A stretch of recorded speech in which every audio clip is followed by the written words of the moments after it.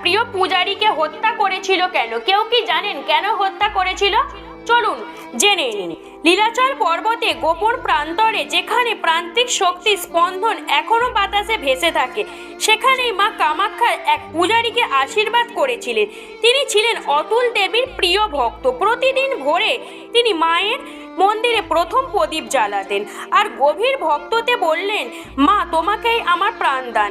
দেবী তার ভক্ততে এতটাই সন্তুষ্ট ছিলেন যে তাকে একদিন স্বপ্নে বললেন, অতুল তুই আমার সন্তান, কিন্তু মনে রাখ শক্তির পথে সবচেয়ে বড় ক্লান্তি হলো অহংকার।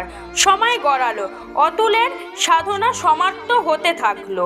লোকেরা বলতে লাগলো এই পূজারীর দৃষ্টিতে আশীর্বাদ আছে। ধীরে ধীরে অতুল বুঝতে পারলো না কিভাবে তার ভিতরে অহংকারের ছায়া জমতে শুরু করেছে।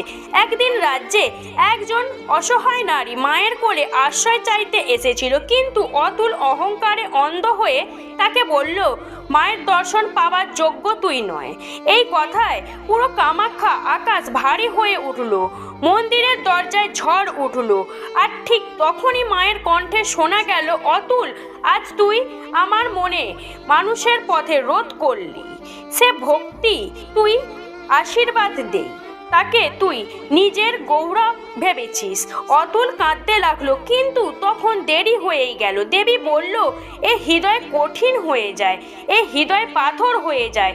এবং মায়ের তেজে অতুলের মুহূর্ত পরিণত হলো কালাই পাথরে। তা আজও কামাখ্যা গোপন প্রান্তরে পড়ে থাকে।